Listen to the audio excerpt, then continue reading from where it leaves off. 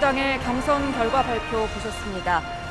이변 없이 이재명 후보가 89.77%의 득표율로 역대 최고 득표율로 민주당의 대통령 후보로 선출이 됐습니다. 네, 정말 압도적인 득표율이라고 할 수 있을 것 같은데, 자, 이 내용을 좀 한번 분석을 해보겠습니다.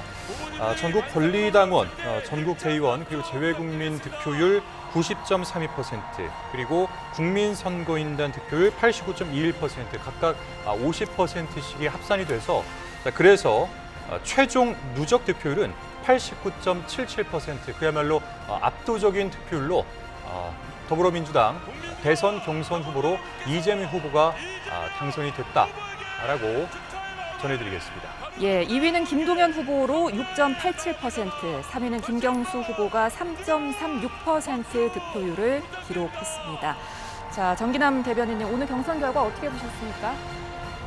글쎄요, 그 89.77% 앞으로 어느 정당의 대통령 후보 선출 과정이 됐든 이 수치가 과연 깨질 수 있을지 그런 정도의 생각이 들 정도로 압도적인 지지율이었고요. 여전히 여러 가지 국민선거인단 또 권리당원, 대의원 각각의 파트별 그 선거 그 득표율이 합산된 결과이긴 하지만 큰 차이가 없었다.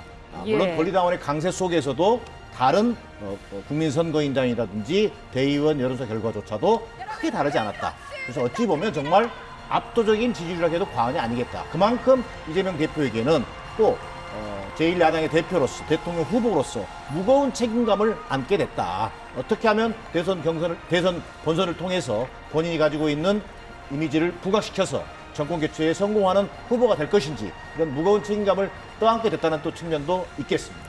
그러니까 눈에 띄었던 게 국민선거인단, 그러니까 일반 국민 여론조사 결과도 당시분과는 크게 다르지 않더라고요.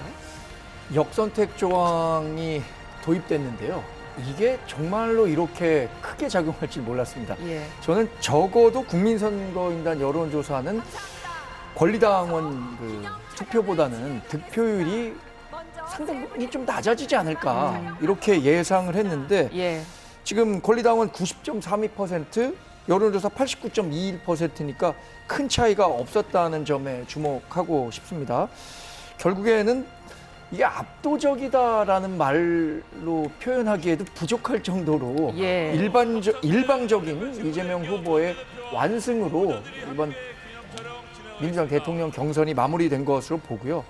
김대중 당시 후보가 78%를 얻었던 걸로 제가 기억하고 있는데, 당시에 김대중 후보의 당 장악력이 굉장히 컸잖아요. 그런데 지금 더 다원화된 사회에서 또 민주당의 그 당원 규모가 굉장히 커졌잖아요. 지금 114만 명까지 권리당원이 늘어난 건데 이번에.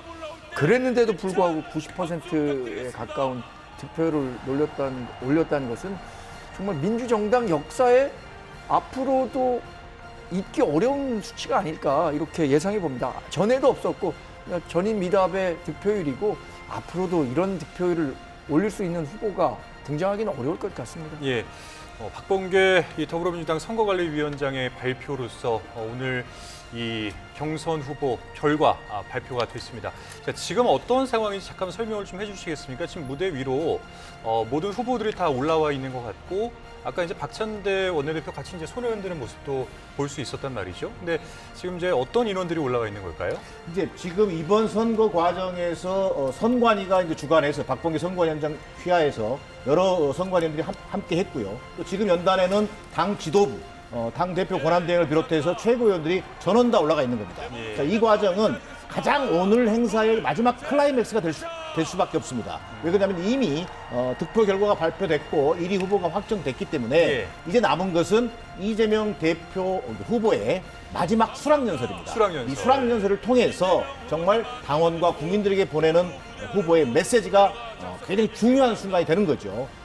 우리가 수락연설을 직접 보지는 못했습니다만 내란 종식에 대한 확고한 의지, 또 지금 산적해 있는 국가적 위기 상황을 극복해낼 리더십, 그리고 또 국민 통합이라고 하는 관점에서 이재명 대표가 어떤 전략과 정책으로 가겠다라고 하는 비전과 포부를 밝히는 수락연설이 될 것으로 예상해 볼 수 있겠습니다. 자, 이재명 후보, 이제 후보가 아니죠. 대선 후보가 됐죠. 이재명 민주당 대선 후보 잠시 뒤에 수락 연설을 갈 예정인데요. 지금 단상에서 이제 수락 연설을 하기 위한 준비를 하는 걸로 보입니다. 예, 연설도 저희와 함께 계속해서 지켜보시겠습니다. 예, 생중계로 전해드리도록 하겠습니다. 이제 아까 대변인께서 말씀하셨던 것처럼 통합의 메시지가 담길 것이다. 앞으로 이제 비전이 담길 것이다. 이제 이렇게 짚어주셨는데요. 자, 과연 어떤 메시지들이 담길 수 있을지, 담기게 될지 그 내용들 잠시 후에 저희가 전해드리도록 하겠습니다. 네, 수락 연설에서 어떤 메시지 담길까요? 한번 예측을 좀 해볼까요?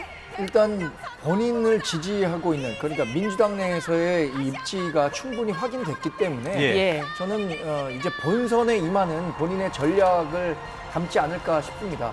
본선에 임하는 전략은 지금까지 해왔던 것처럼 실제로 중도 보수 쪽의 표를 얼마나 더 가져올 수 있을까, 가져오는데 도움이 되는 메시지들을 담지 않을까 싶고요. 지난번 그 대선에서 0.73%포인트 차로 졌을 때 네. 사실 본인보다 왼쪽에서 뛰는 플레이어가 있었습니다. 당시에 심상정 대선 후보가 2%대의 득표율을 올리면서 결국에는 본인이 대통령으로 당선되는데 큰 부담이 됐었죠. 근데 이번에는 이렇다 할 본인보다 왼쪽, 그러니까 진보적 성향이 강한 대통령 후보가 없다는 측면을 고려하면 이재명 후보